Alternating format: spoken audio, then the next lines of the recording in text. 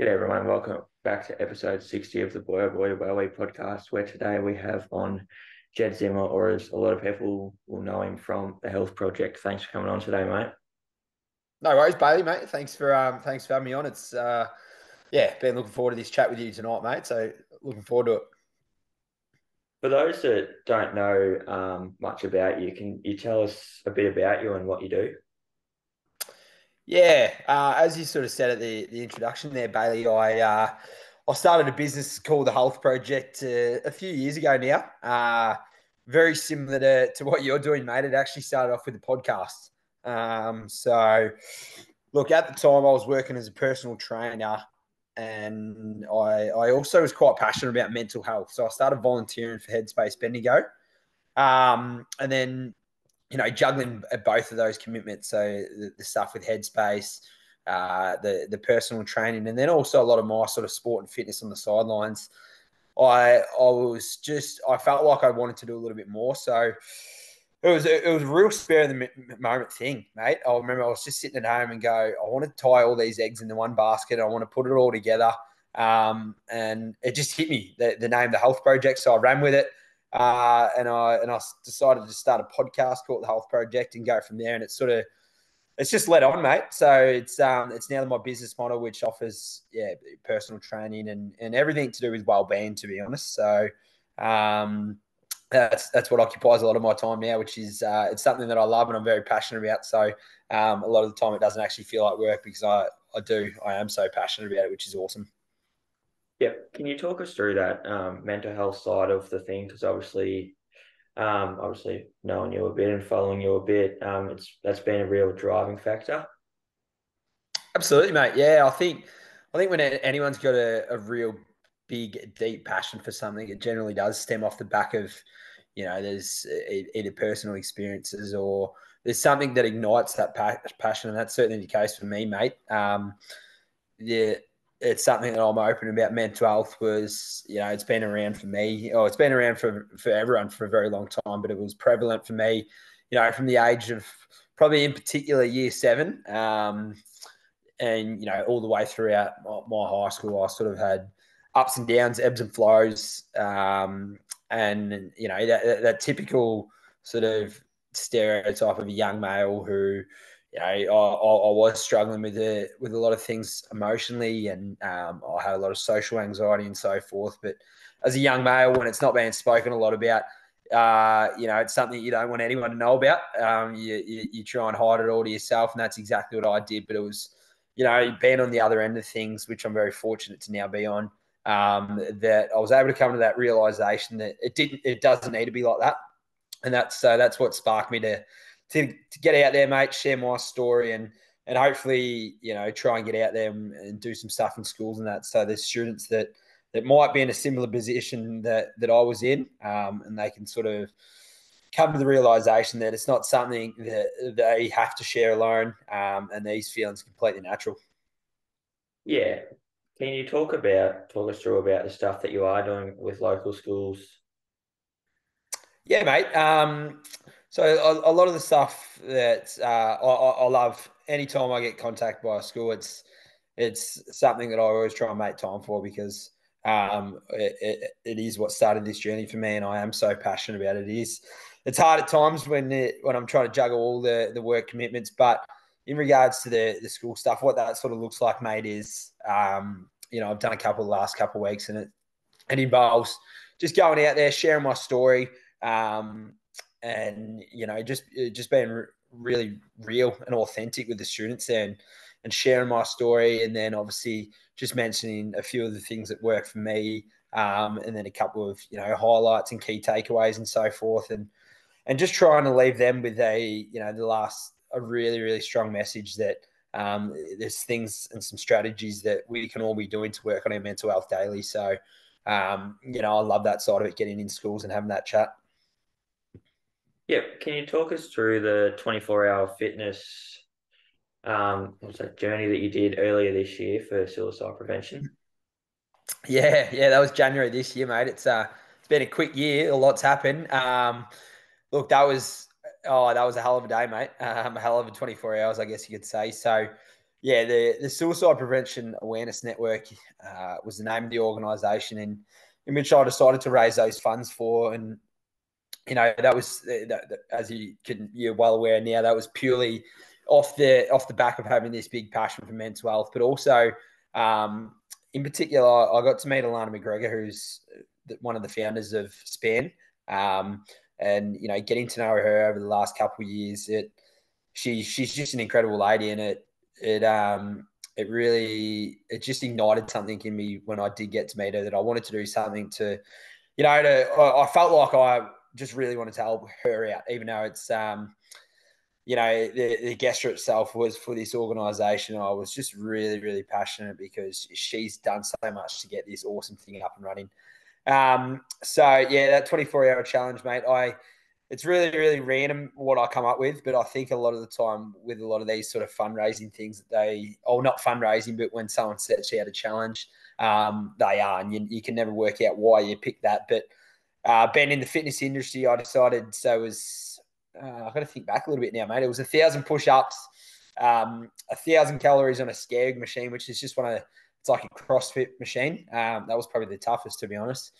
It was 200 pull-ups, 4 kilometers of swimming, 100 kilometers on a bike, so 100 kilometers cycling, and then there was a half marathon in there as well. So yeah, it was pretty exhausting, tiring day, but it was bloody all worth it, mate. It's probably one of the best days I've ever had, just to see the amount of support that was there, and how everyone rallied together, and which just showed how important it is, a cause like this for a lot of people out there. Yeah, well, were you surprised with the amount of support you got throughout that day? 100%, mate. 100%. I started the 24-hour period at about 2 a.m. in the morning, just out the back of my ear, because I got a little gym set up. So that's where I was doing the push-ups, the pull-ups, and that scag machine. And the alarm went off, and I quickly looked. It's 2 a.m. Stroll out of bed, and I had 6 people out in my backyard waiting, because they had obviously known that this was happening, waiting, ready to go. And that straight away, just put a big spring in my step. And from pretty much 2 a.m. all the way to 2 a.m. the following morning, when we were still kicking on a little bit at the club rooms, sort of just going over the night, having a few drinks and so forth. The support was just, it was remarkable, mate. I didn't imagine anything like it, and it's what made it it's what made it achievable for me, because I think without a lot of that support, it probably wasn't achievable. So I thank a lot of those. Yeah, when would you say you really thought your business took off, and or sort of gained that big of a following that you might not have thought would have happened? Look, it's a good question, mate. Oh, I still think that I'm probably a bit of a perfectionist with a lot of things, but I guess one of the things I'm very fortunate, a trait to have, is that I'm very, very driven. So just in regards to your questions, I'm certainly not very, I'm not. I don't think I'll ever be too content with where things are at, and I think over the next couple of years, I've got some really big goals. I, yeah, look, I'm the journey's been awesome, but it's been quite easy for me, because it's just something that I'm so passionate about. So yeah, look, I've got a few goals over the next couple of years, mate, which I'm really looking forward to. Hopefully, seeing where things can go, which will be really exciting. Yeah. Can you talk us through? Obviously, you've had the three ACLs, I believe. How tough were they, and was there different methods you'd used coming back from them each time? Very tough, mate. Yeah, it's the old dreaded ACL injury. There's a reason they say it's one of the longest. The rehabilitation process is one of the longest injury rehabs there is out there, and I think that's because it is so taxing, both physically and mentally. It's a draining process. So yeah, the first one I ruptured the left ACL. I think I was about 13. So as a 13-year-old, I had no idea what that meant. I wouldn't have had a clue what an ACL was, but I remember coming to terms with the fact that it meant that I was going to be out of sport for at least 12 months. But as a 13-year-old, they said to me it's probably going to be a fair bit longer than that, just because I'm so young. The body will take more time to recover. So that was a real kick to the system, mate. But I was able to, the rehab it was quite extensive, but I wasn't sure because it was the first one. It was new territory for me. So that first one, I wasn't really sure about you know, how much I should be doing, how much pain threshold I should be trying to push through. But I was very fortunate to overcome that little hiccup. But then unfortunately, so the second ACL rupture was the right knee this time. That would have been it was the first year of senior footy, mate. So 2017. So I would have been about 18 years old. And yeah, the right knee went, and I think so. This time around, I was a little bit more understanding, aware of what the rehab was going to look like. So I guess you could say, I tackled it with a different mindset, and there's certain times where I was able to push through maybe a little bit more pain because I knew that wasn't necessarily doing more damage to my knee and so forth, which the very first time around, you're just really unsure. So that second time around, I became, I guess you could say, mate, I became obsessed with the rehab. I was pretty passionate about fitness, so I'm just like, I need to stay in as top nick as I can. So I was actually, it was a quick turnaround, mate. I was actually back playing competitive sport 9 months post that second knee reconstruction, which in terms of an ACL, that's generally on the faster side of things. And everything was going well for a few years, mate. All knees were good, but what year was this? It was, I'm trying to think. It might have been last. Yeah, it was last year. Yep, it was last year. So round one last year, so that right knee went again, buckled, and I knew straight away, mate, with an ACL, especially after you've had one, you know straight away.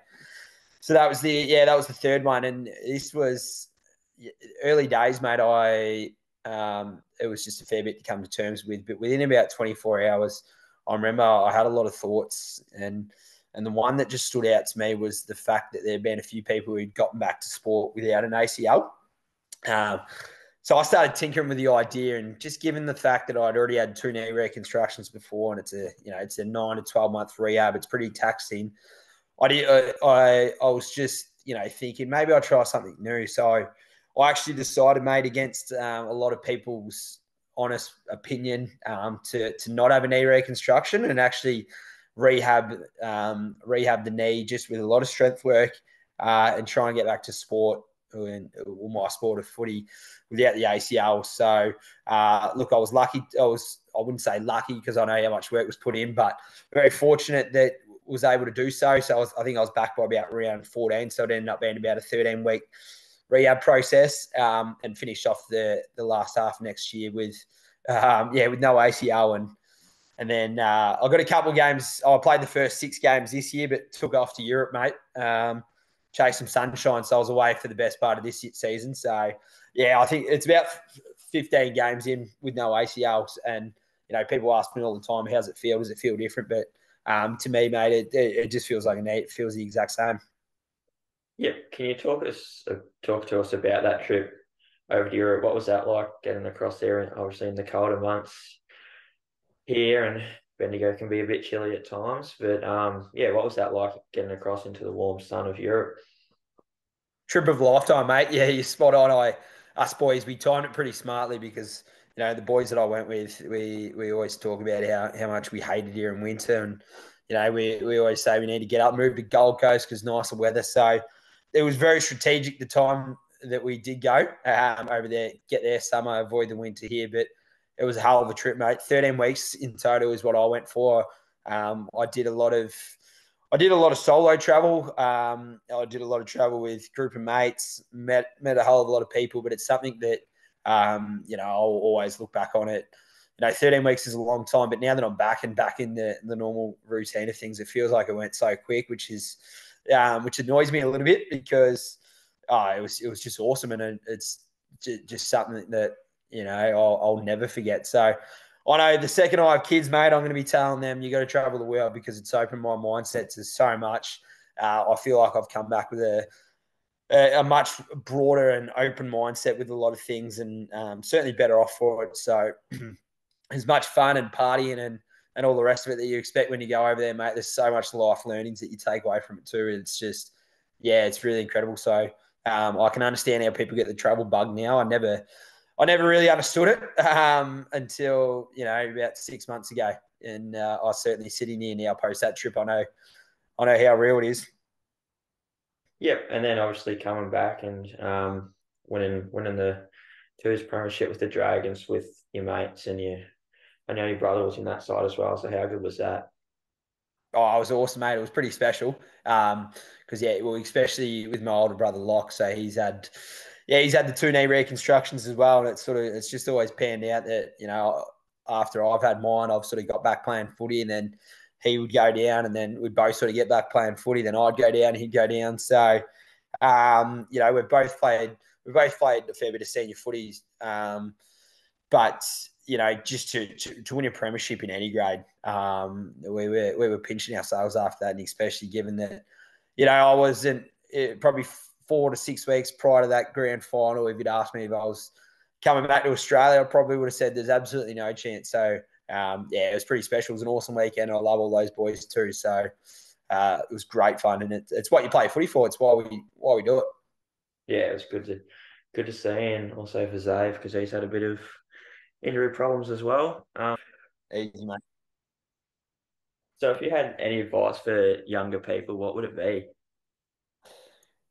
Great question, mate. I think I'll go back to sort of what I spoke a little bit about when I was talking about the mental health stuff. And, it's the one thing that I always say, mate, in a lot of the talks that I now do and a lot of the conversations that I have is that, you should never do anything alone, mate. Any challenges that you face, whether that be physically, like it was when I was going through those ACL injuries, I would, try and get help from parents. I was reaching out to physios, trying to get as much help as I need. Mentally, sometimes we struggle with our mental health. We take a back seat, take a step back because we feel like it's something that we can't talk about. But the one thing I'm really big on, mate, is all challenges. We're all human. We're all going to face them at different stages of our lives. And to be honest, mate, probably on a day to day basis because we all have ups and downs and hiccups. So just understand that it's allowed to happen to us. It's okay because it is natural. But when you are going through those challenging times, don't do it alone.